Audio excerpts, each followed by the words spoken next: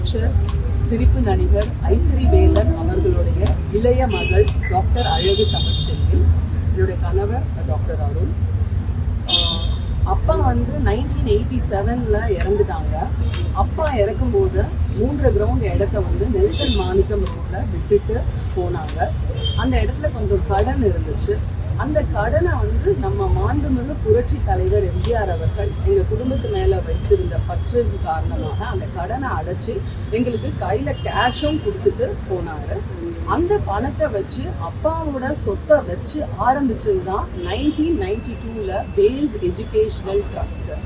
அந்த ட்ரஸ்ட்ல நான் வந்து லைஃப் மெம்பர், லைஃப் ட்ரஸ்டியா இருந்தேன். என்னை யாராலையுமே ரிமூவ் பண்ண முடியாது லைஃப் ட்ரஸ்டின்னா.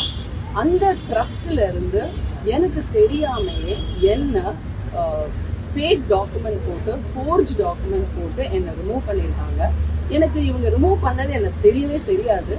இவங்க அப்பா வச்சுட்டு போன சொத்துல 24 அபார்ட்மெண்ட்ஸ் கட்டி ஒவ்வொரு அபார்ட்மெண்ட்ஸையா விற்று ஒவ்வொரு காலேஜா நிறுவனர் ஐஸ்வரி கணேஷ் அண்ணா. Pharmacy college, physiotherapy college, dental college, medical college, nautical science college, arts and science காலேஜ்னு எல்லா காலேஜும் இங்கே சென்னையில் ப்ளஸ் ஹைதராபாத்லேயும் medical college and dental college போட்டுட்டு இன்டர்நேஷனல் லெவலில் குளோபல் ஸ்கூல்ஸ் அண்ட் காலேஜஸ் போயிட்டு இருக்கு.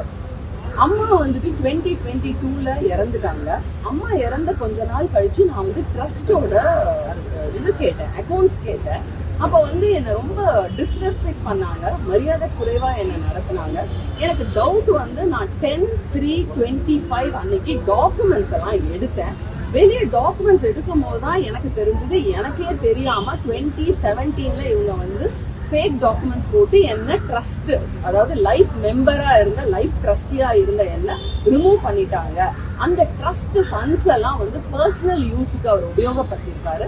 அந்த ட்ரஸ்ட் பணத்தை வந்து சொந்த தொழில் நிறுவனங்கள் லைக் ஃபிலிம் இன்டர்நேஷனல் ஆரம்பிச்சிருக்காரு, நிறைய படங்கள் பண்ணியிருக்காரு. ஜாலிவுட் ஃபிலிம் சிட்டின்னு சொல்லிட்டு 100 ஏக்கர்ஸ்ல பெங்களூர்ல வாங்கியிருக்காரு, ஏரோப்ளைன் வாங்கியிருக்காங்க. இதெல்லாம் எனக்கு தெரிய வருது. நான் வந்து இந்த நியாயத்தை கேட்கறதுக்கு போகும்போது என்னை வந்து சரமாரியா ஐஸ்வரி கணேஷ் அண்ணாவுடைய மனைவியும் மகள்களும் என்னை தகாத வார்த்தையை பயன்படுத்தி என்னை வந்து திட்டாங்க.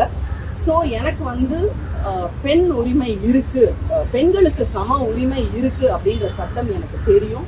அதனால அப்பா என்னை சும்மா விட்டுட்டு போல. அப்பா பெயர், புகழ், கௌரவம், சொத்து எல்லாத்தையும் கொடுத்துட்டு தான் போனாரு. அப்பா கொடுத்த எல்லாத்தையும் என் அண்ணன் ஐஸ்வரி கணேஷ் எடுத்துக்கிட்டு அப்பா கொடுத்த தங்கையை மட்டும் இல்லீகலா ட்ரஸ்ட்ல இருந்து ரிமூவ் பண்ணிட்டாங்க. அவங்க இப்ப நடந்த பிரம்மாண்டமா நடந்த கல்யாணம், அவங்க மகளோட கல்யாணத்துக்கு கூட என்ன கூப்பிடல. சரி, நான் பார்த்து வளர்த்த பொண்ணு கல்யாணம் நல்லா நடக்கட்டும்ன்றதுக்காக நான் இருந்துட்டேன். இவ்வளவு நாள் நான் பொறுமையா இருந்து நான் நியாயம் கேட்டு எனக்கு நியாயம் கிடைக்கல. நான் ஒரு தனி மனுஷியா, ஒரு பெண்ணா இருந்து பெண் உரிமைக்காக போராடுறதுக்காக நான் இங்க வந்துட்டேன். யாரை எதிர்த்து போராடுறேன்னு உங்க எல்லாருக்கும் தெரியும். ஐஸ்வரி கணேஷ் அண்ணனை எதிர்த்து போராடுறேன். எனக்கு யாரு சப்போர்ட் பண்றான்னா, என்னுடன் பழகிய கடவுள், எனக்கு பிடிச்ச, அவங்களுக்கு பிடிச்ச கடவுள், என் அப்பா அம்மா எனக்கு உதவி பண்ணுவாங்க. எனக்கு மறுக்கப்பட்ட நியாயத்தையும் மறுக்கப்பட்ட உரிமையும் வாங்கி தருவாங்கன்னு நம்பி நான் போராடுறேன். நன்றி, வணக்கம்.